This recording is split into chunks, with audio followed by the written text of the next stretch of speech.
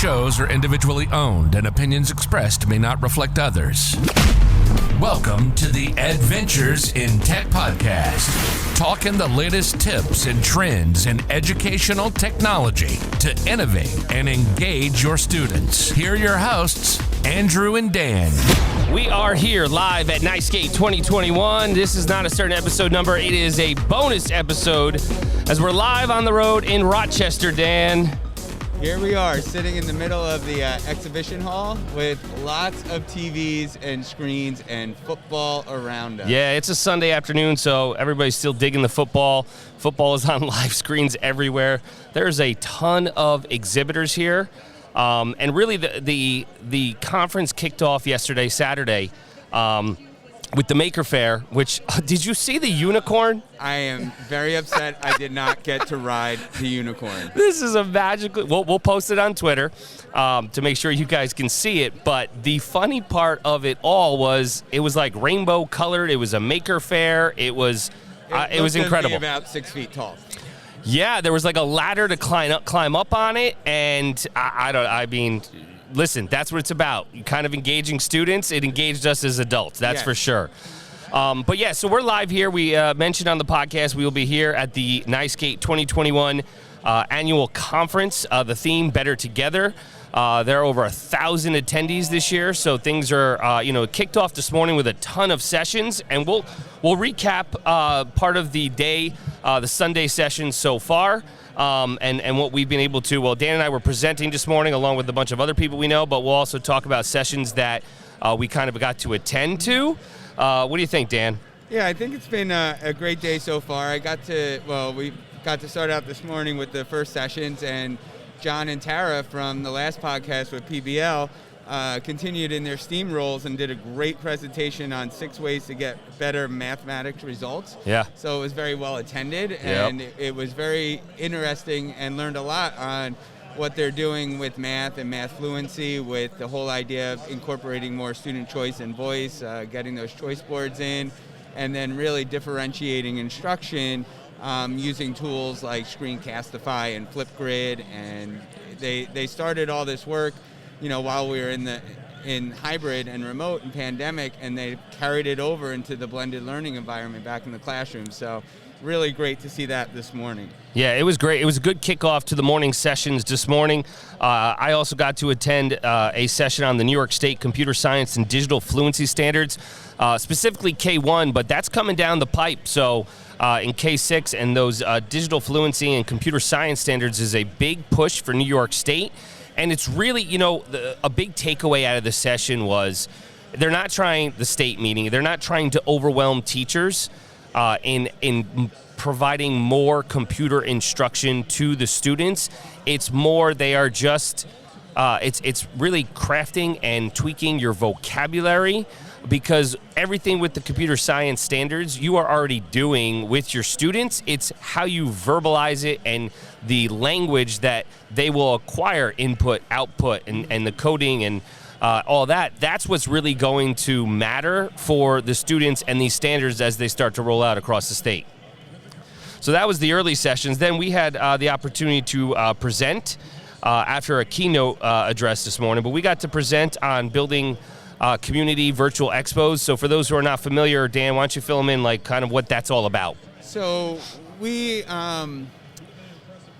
did a lot of work while everything was remote and hybrid on trying to provide things that would often bring the community into the building. So things like a STEAM expo that we would hold, elective fairs, college fairs. All of a sudden we couldn't do those things in person anymore, and we had to move it online into a digital format. And through a lot of work with Andrew and myself and the different people, guidance departments, building principals, directors, you name it, we had to come up with strategies in order to bring that online. So we talked a little bit about our experiences on creating these virtual events to bring together the school community and the community at large through different platforms. So we talked about our virtual college fairs that, it started there, and we helped out again this year, where we had over 1,200 visitors to our college fair. We talked about last year's curriculum showcase, where we were able to highlight all of the amazing and innovative things that was happening K-12 in all subject areas: math, science, humanities, tech ed, art, music, you name it, where we were able to bring in a virtual environment and begin building that community aspect when we couldn't be in the buildings again. Right, and and if you're hearing the background noise, the best part is you're hearing the football games. So obviously we're up in Rochester, and on the big screens is the Buffalo Bills and Indianapolis Colts game. So it's sorry about that background noise, as Dan was filling you in on that session, but it really is a powerful tool in the sense that we don't know when normalcy is going to be normal again. So getting into the normalcy part of it, you have to make things equitable. And because we have the technology available to us, that is the easiest way to make things equitable, is to provide those virtual opportunities for those who maybe cannot attend in person. So that's definitely powerful stuff. And, you know, the one thing I know, like here, it's better together, and it's so nice to be face-to-face, but we've done so much in the digital environment, right? And we've learned so much, and it shouldn't be abandoned. You know, when you create these virtual events, they're memorialized. Correct. They don't go away. It's right. not a you missed the date, you missed the time, you missed it all. You know, you can see the entire experience over an extended period of time. Yeah, and revisit it whenever you want. Absolutely, absolutely. So that got us pretty much to lunchtime, and then there's been some sessions. I was taking a little look at the esports. We've been talking a lot about esports and how that is a big focus of districts across the country right now, and just starting the implementation. I know we have some plans that are, in the beginning stages of what we're going to do with it. Anything else you attended that was valuable so far, Dan? Yeah, I just came out of a session where I just met you. I want to make sure I get the name right. I know the presenter had a great name. It was Big Guy with a Bow Tie. Big Guy with a Bow Tie. I want to give a shout out to him. You know, I have a clip for that, just to say it. He really was a big guy with a bow tie. But it was Drive Your Own Story with creative presentation building, and it really piqued my interest because it's about building something, creating. We always talk about doing experiences. Yep. And he's taking, it was talking about how to take a stale presentation and make it an experience and make it interactive. So he talked a lot about different tools. Of course, he brought out the Swiss Army knife, Google Slides. We love it. But I got introduced to something I was familiar with but didn't realize it had this aspect, was Tinker. I know T-Y-N-K-E-R. Yep. I never had really invested and done my homework completely. I knew it was a block coding. But there's cool ways to block code presentation. So you instead of like going into a presentation like slides or PowerPoint or Keynote, you can just build presentations using block coding. Right. So, of course, it would be a lot easier just going into one of those tools and creating there. But if you're talking about those computer science standards, if you're talking about teaching students the ability to code and critical think and look at algorithms and those repeated loops and everything. Yeah. So giving them the challenge of designing something that looks like a slide deck, that moves like a slide deck, that interacts with a slide deck, but creating all those interactions based on code definitely brings in a new aspect that's definitely worth pursuing. So thank you to Big Guy in a Bow Tie. Yeah, definitely. We'll give you a shout out. Hopefully find you on Twitter as well. Big Guy in a Bow Tie. I love it. That just ties back into those standards, those computer science standards as well, which is monumental, as we know that's coming down the pipe from New York State. The thing with the coding thing is that's something that, we can definitely think, because December is, coding week. Computer Science for All Week is coming up as well in early December. So another thing to investigate possibly with your students, play around with a little bit, and we can definitely look into Tinker, T-Y-N-K-E-R as well. So I just pulled it up. Want to make sure we give him, his name is David Lockhart. You can follow him on Twitter at Big Guy in a Bow Tie. Love it. And his email is bigguyinabowtie@gmail. Yeah, so definitely reach out to him if you have any questions. That's, as we continually say on the podcast, educators are just here to do what's best for students. So sharing, collaborating, Big Guy in a Bow Tie, I'm sure, will absolutely do that. And we'll be sure to tag him in the podcast as well. So that's gotten us to where we currently are right now. And go ahead. No, I was going to say that we're sitting on the exhibit floor. We're in the Trox booth here, and the reason why we're here is, one, because the people are great and they're letting us be here. Yep. But they're playing a big role in the NYSCATE conference. Yeah, we're going to get to that, yep. So I thought it would be good to get them to come on and explain what their role is here and how they're helping us all out. So Trox is a company, Trox, that kind of provides, school districts all kinds of equipment, whether it be Chromebooks or different kind of display panels. I mean, there's everything. I mean, the catalog is huge. But specifically this year, something that's exciting, they said coming back and being better together. This was a big focus of NYSCATE, making sure safety protocols are in place, making sure everybody feels comfortable, boxed lunches. I mean, they are taking all of the steps tenfold as to how to make sure the experience is enjoyable, but you're also safe. And what they are doing is throughout and I mean, there's a ton of rooms. There's a ton of rooms. But through the entire conference, Trox has a Jade Air Purification System, and comes in two colors. Dan, you're actually leaning on one right now. I am, the white one. Yeah, the white one. But these things are awesome. They're awesome. So basically, what it is it's a it's an air purifier, and it just basically is surgically cleaning the air.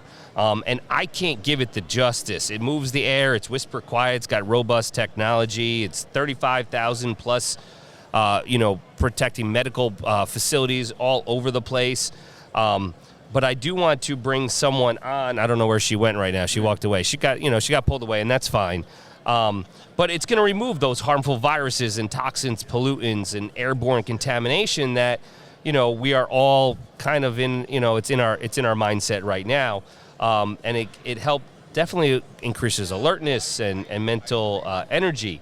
So we're definitely excited that Trox has been so, number one, gracious to let us broadcasting live from their booth on the exhibit floor, but also to learn more about the Jade Air Purification System. All right, so I know we're here to talk about the Jade Air Purification System. Again, Trox is, the vendor for it here today, or actually for the whole conference at NYSCATE 2021. And we're going to get all the nuts and bolts about the Jade Air Purification System. We have one of our representatives from the Trox exhibit team here. Kelly, welcome to the podcast. Welcome, we're excited. Kelly. Thank you very much. For coming. And, we did a little background. Kelly is a phenomenal individual, as Dan's using the hand motion over the Jade there. But anyways, Kelly, tell us your story. I mean, we're talking Olympics here. I'm blown away. I am. Yeah, I kind of have a unique background. I love it. Sometimes when people meet me and they might think I'm a little different, I say, well, it stands to reason. I have a unique background and past. So I was fortunate enough to get into ice hockey when I was young. I'm from the Boston area. Boston. And, Boston had our great Bobby Orr at the time. Right. So Yep. Male or female, everybody wanted to play hockey. Yeah, there you go. Great. And so I ended up playing locally and then progressed to play for Northeastern University. Wow. It was a great experience. Yeah. And then as I was unfolding, I graduated university in 90. And then the first ever Women's World Championship, so a full international ice hockey sanctioned event, was in 1990. Wow. So as I was progressing from playing at a high level in college, went over and flipped it right into playing for Team USA. Wow, Team USA. That's great. It is. Great. And it was the first ever women's team, right? Yep, and it actually turned out that event in 1990, it was in Ottawa, so in Canada, turned out to be, we didn't know at the time, but the seeding event and the example event for what became women's ice hockey in the Olympics. Kind of laid the groundwork. And now, I mean, it's just so prevalent. Like, you think of women's ice hockey, and you kind of, I mean, at least for me, I remember that first Olympics. It was 98, right? Yes. But you hear women's ice hockey, and then I was like, wow, I didn't know it was such a thing, and now you don't even bat an eye. So Yeah, well, you were there to Yeah. bring it to all of us. And Yeah, that first event, and what they gauged on in 1990 was the in-person viewership and then the TV audience. So we filled the NHL building in Ottawa, but then also the TV viewership was over 10 million. Wow. So a whole bunch of things just came together at the right time to make this work. First, being in Canada, where it's just an accepted sport, an accepted way of life for male or female, I think really helped the overall acceptance. But to think that all those pieces coming together is what brought it to the Olympics in 1998. That's great. So how was the experience of being at the Olympics in '98? It was excellent. I had the privilege to represent Team USA as a spokesperson. So I had been on the team from 90 to 97. I was getting older. My nickname was Grandma. I wasn't quite that old. You still could stop the puck, though. Come on. Right, yeah. But, it was just time, and how it worked out, USA ended up beating Canada in the gold medal game, and I still get goosebumps just saying that. And it was tremendous, and actually the goalie that was in net was Sarah Teeting. She played out of her mind.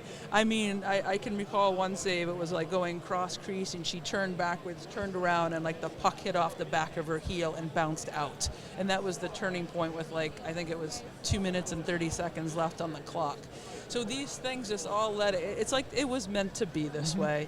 And some people are like, oh, that's too bad. And the overall picture of it all worked out fine. And I was still very proud to be part of the moment and in whatever capacity it was. It was gold medal, right? Yes, it was. Gold medal, first one ever, Amazing. First of many. So that's fantastic. Kelly, what a great background story. And like you said, you were the spokesperson there, and now you're kind of the spokesperson for Trox here today. So as we talk about health and safety in the educational settings, colleges, K-12 settings, Trox has the Jade Air Purification System. We want to let everybody know about this product. What can you tell us about it? Well, Surgically Clean Air is the manufacturer, and we created the Jade after having an extensive time in medical and dental. Okay. So again, you go into a dental office or into a medical office, you're in a closed quarters, you may be sick, even if you're having dental work, something might be exposed. So they right away needed to have high level of air changes, but also killing germs, viruses, bacteria, and fungus just to keep both teams healthy. So we were well versed in all of these things for medical and dental. And then when the pandemic hit, we were perfectly suited for the 6 layers of technology to go into almost every aspect of life. And I tell you, I've done everything from embryo labs to churches. Wow. Since 2020. We're easy to use, easy to operate, plug and play. And some of the big things are we move a ton of air at a very low sound level. Sure, that's important in the classroom setting. I'm sitting right next to it. You can't even hear it. I know, and that's the key, because we have a saying in our industry is like an air purifier that's noisy doesn't work, and everybody looks at you and goes like, why? It's because somebody's going to turn it off. Right. But this one, you just turn it. There's 5 different speeds. Most people, like in a classroom setting or, anything, lawyers, architects, anything, right, where people need to be able to communicate clearly. Podcasts. Yeah, there you go. Medium is perfect. Again, you're still moving a ton of air, and you're still at a functional sound level. Does it, I'm looking at the spec sheet and everything. Is there a specific square footage that they kind of are saying the specs are? So it really is not about us. It's sort of about the CDC and what their recommendations are. The CDC's recommendations are for medical and dental, a minimum of 6 air changes per hour. For schools, offices, churches, and general places where people come together, approximately 3 to 4 air changes per hour. Okay. And then they went on to say even for homes, you only need about 1 air change per hour when you don't have a lot of outside exposure coming in. Sure. I didn't even think about the home component because you see all those other ones, but these things are fantastic for like the home.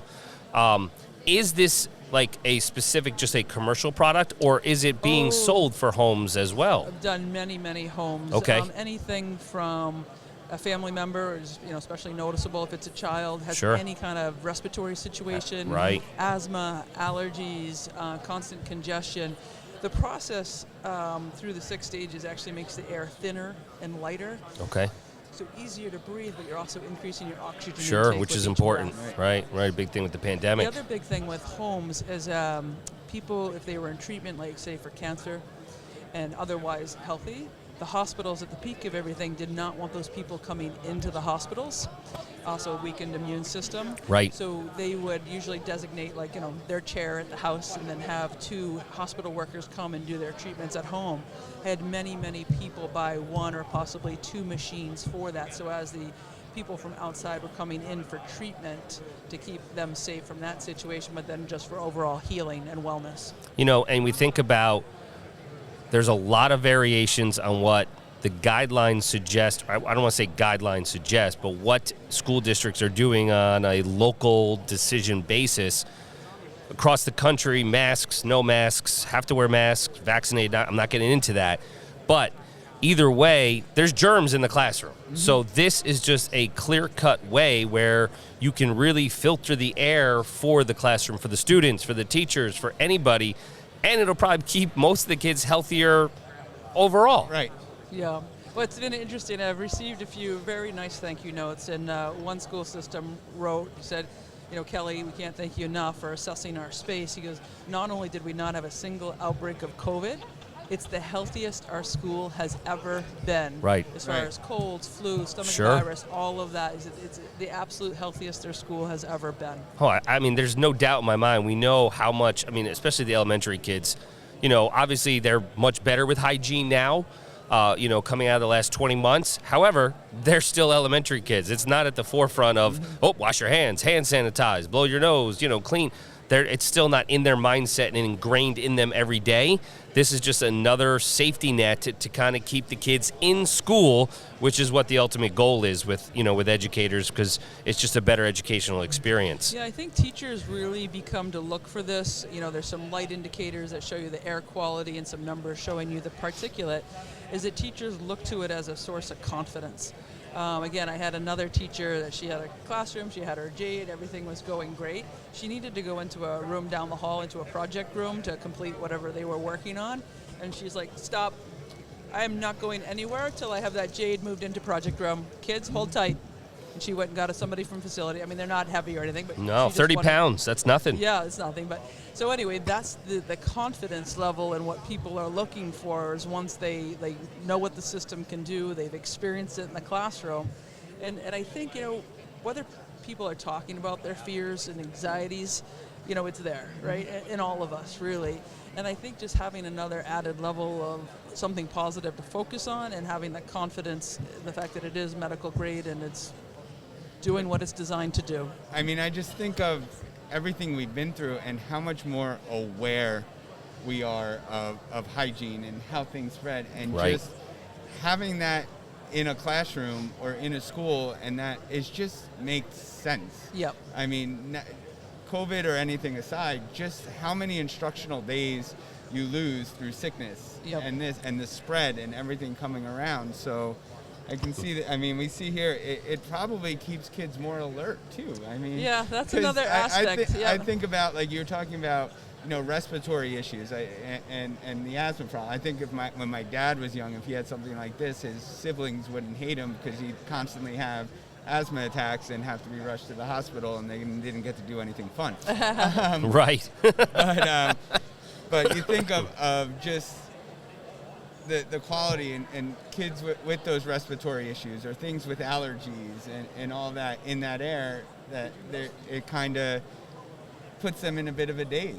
Yeah, well, there's a couple aspects to it. So we've been sold into many high-level athletic facilities, so like pro teams, college teams, but even like Tom Brady's. Can I say that here? That's fine. Yeah. I don't know.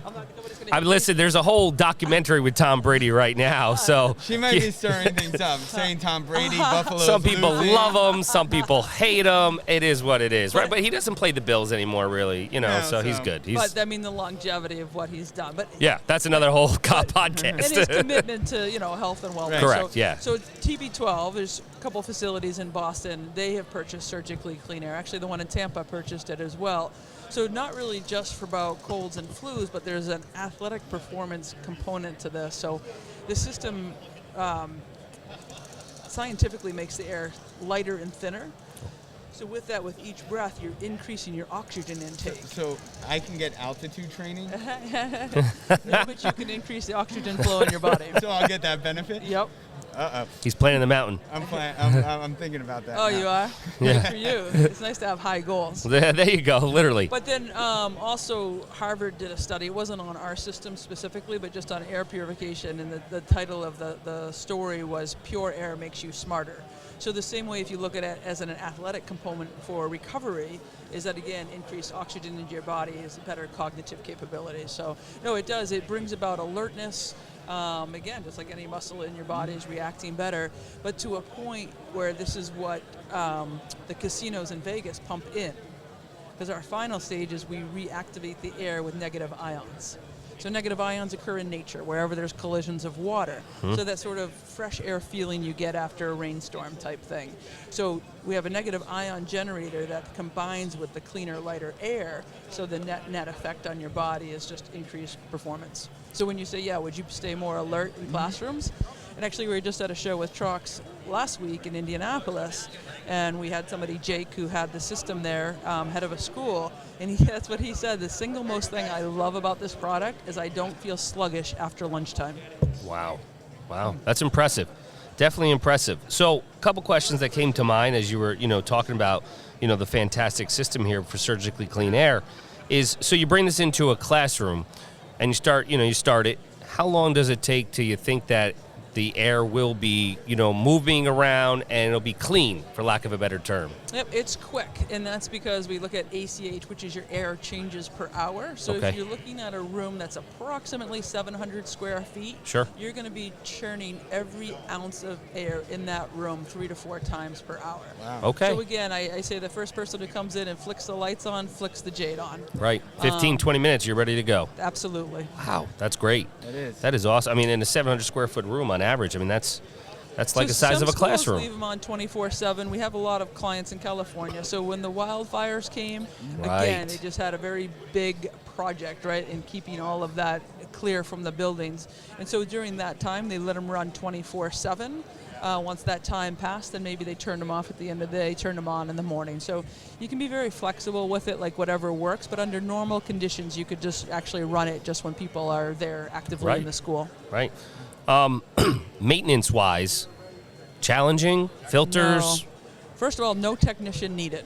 All which right. is wonderful. Okay. So That's great. I've had some teachers do it themselves, sometimes facilities, sometimes maintenance, whatever tends to work. And then of the 6 stages, 3 of them are permanent and 3 of them get replaced. So the HEPA filter, that's the capture of the particulate and Yep. aerosols. That lasts, if you're just running it when the classroom is open, for about 3 years. Oh, 3 years. Oh, Yep. gosh. I'm like, 3 months, whichever. No, 3 years. That's So great then lifespan. The UVC bulb lasts about 3 years. And then the other filter is the activated carbon, and that captures chemicals, off-gassing, and odors. And that is about 1.5 years. Okay. Wow. It's But still the really cool great. thing is the machine has 3 little indicator buttons on it, and so there's nothing for everybody in the school to track or record. When the light blinks, that's telling you something needs to be replaced, and it doesn't have to be done like that day. It's Right, like, it's the same. hey, I need a little attention over here. Right. But again, you just ordered them, you open up the machine, pull the old one out, plop the new one in, and hit a reset button. And are they costly for the filters and everything? No, they're The not. replacements? Or I the think bulbs? over the course of 3 years, it was roughly $225. Okay. So, yeah. Yeah, no, that's, for Doable. clean air, Yeah. it's a great price. Absolutely. Great price. And the other nice thing, too, is not only the price, but is the ease. So you don't need to have somebody be highly attentive to these Right. all the A time. technician, it's, it's whisper quiet, it's sanitized. You don't even touch it. Well, what we had to do, too, during COVID, obviously, our demand just exploded. And so with so much new customers in so many areas, we had to create a YouTube channel. So we're Surgically Clean Air on YouTube. Great. And all it is little segments of how-to. So how to change the HEPA filter, how to change Perfect. your UV light. So it became really a great But that's fantastic when you resource. said there's no technician needed. That's what people go to, is they go to YouTube. I know. Really. Listen, Hey, I have the a do-it-yourself. 13-year-old. That's I what know I this. The thing is, so I know we talked about schools, and obviously that's where Trox comes in. And if they're interested, please reach out to the Trox account executive to get more of the Surgically Clean Air Jade Air Purification System. But what about, which I think is a market that you said you kind of delved into as well, is the home market. So if people are listening and they want one for their home, maybe, not for their classroom, but they want one for their own family, Yep. where can they get them? I think you can still go through your Trox or Tierney representative. Okay. Yeah, that would probably be an appropriate step because Okay. they are, they're full partners with us. Okay, we're so that's the doing distribution channel. Yeah, It's we're not doing like this- go to the website and buy it, Well, we don't sell it on the website Okay. because we started as a medical direct company. Sure. So we're keeping with the direct model, but then also with our partners. Understood. So I'm sure this varies. What is like a cost of a unit itself? Yep, so it does vary a little bit. So they have great multi-unit purchase discounts. They're also really working to bring the cost down as low as possible to be able to really, quite frankly, help as many people as we together can. That's fantastic. It's great. Well, Kelly, I mean, Thank you so it's much. such an awesome product. I need to get one for my home. I tell you, I do, It is just because my nice. kids. Yeah. Oh, yeah. I mean, Yep. you see those other ones, but like this thing has just completely blown me away compared to the ones that you see over the counter, for lack of a better term. Just you barely know it's there. Yeah, and we do have a great short technology video either on Surgically Clean Air at YouTube or also through the Trox Tierney site as well. And it's just like a 2-minute little video, but it really goes over the depth of the technology. We'll definitely link that. Yeah. Yeah, it's a great little piece, and it's kind of fun because it shows the inside of the machine as well. It shows the UV bulb and the titanium dioxide, and then the filters around that. Which people want to know, the nuts and bolts of it, to say how is this working to protect my family, to protect my students, protect my community at large. I That's always great. say, UV light shines as a blue light, and I always caution people it's important to know what your blue light is doing. Sure. So UV, has a couple of different classifications, but once you get to UV-C is when it becomes germicidal, so Okay. killing germs and viruses. So again, just because something has a blue light, you really need to sort of understand a little bit more of the details. The science part of it. Science part of it. That's great. And which a lot of people are like, hey, some people don't want to know that. Some people want to know that. So it's great that you're providing the avenue for those who want that learning to have that extra shield of protection. It's fantastic. And some people just go through a trusted colleague or a Sure. friend. Word of mouth has been very, very strong for us. And other people, they want to get into the depths of the nuts and hydroxyl bolts. radicals, Yeah. which is fun for me to talk about too, until people's eyes start to roll in the back of their And we're done. That's it. We'll go back to hockey now. That's it. That's right. But that was my start. So when I started with Surgically Clean Air, I had actually come from Easton Hockey. And my first goal in coming to Surgically Clean Air was the hockey locker rooms. Right. So for all those people who've played hockey, you kind of get a visual or a sniff test scent. that you might recall. I can smell it now. So we are highly effective. We're in the locker room of the New York Rangers, of the Boston Bruins, Vegas Golden Knights, LA Kings. Wow. I mean, we are really powerful in the league. So that's where it started off, and now. Yeah, and a lot of those teams, we were in for quite some time, 5 or 6 years, and they called me like, we are so glad we were ahead of the curve on this. Right. Right. Well, this has been fantastic. Thank I'm you so very much. Yes, Kelly. Thank you for joining us. Yeah. This has been a great, information system about the Jade Air Purification System. Like Dan said, we will link everything for Surgically Clean Air to the notes, so you can see the YouTube videos, and we'll actually put Trox's information on there as well, in case you want to reach out and get a quote on some units for your business, your schools, your home, whatever works for you. But we thank you again, Kelly, for joining us. Thank you so much. Thank you. Really appreciate it. Thank you, guys. All right, be good. Thank you. So we're going to wrap up this episode. It's a bonus episode here. And we will be back, hopefully, Dan, tomorrow, talking a little bit more about more sessions at the NYSCATE 2021 Better Together Conference. Find Andrew on all socials at A Nicola Tech and Dan at WCSD Tech DR.